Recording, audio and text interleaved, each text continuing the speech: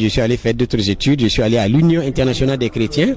De là-bas encore, j'ai eu des bourses. Je suis allé en Italie, je suis allé en Jérusalem, je suis allé en Judée, en Samarie. On m'a fait visiter tous ces coins et c'est là-bas que je suis resté faire les études pendant 2-3 ans et je suis reparti encore une deuxième fois pour continuer et la Bible et le Coran et dans les études théologiques uniquement rien que la Bible et le Coran pour savoir réellement quelles sont les vraies vérités qui se trouvent dedans.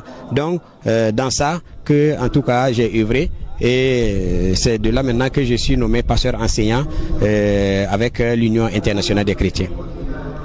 Voilà, vraiment, on voit qu'en tout cas, bien avant votre conversion, vous savez que vous avez toute une équipe derrière vous. Vous avez beaucoup de fidèles chrétiens qui vous suivaient, qui vous écoutaient à tout moment. Et quand vous vous êtes converti, est-ce qu'il n'y a pas eu de problème envers ces personnes-là? Est-ce que vous n'avez pas eu de problème particulier?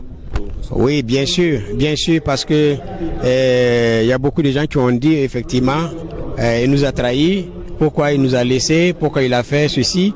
Mais moi, en fait, je les ai fait comprendre simplement que je ne suis pas en train de lutter contre les hommes, ni la théorie des hommes, ni leurs choses, mais c'est ce qui est écrit dans la Bible et ce qui est écrit dans le Coran que je suis en train d'exercer.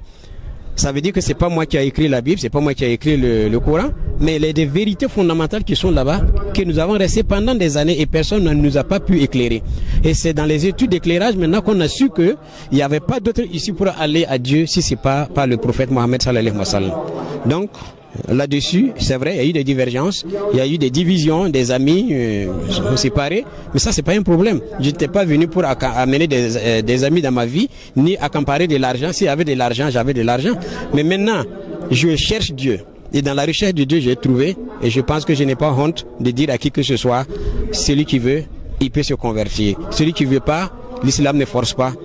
L'islam a le devoir de montrer la vérité aux gens, la lumière aux gens, quitte à celui maintenant de prendre sa décision. Donc là-dessus, beaucoup de gens m'ont compris. Et il y a même des pasteurs, il y a même des amis chrétiens qui se sont convertis avec moi. Et aujourd'hui là, ça se compte quand même. En tout cas, au niveau des gens qui étaient dans la religion, ils sont pas moins de 30 personnes.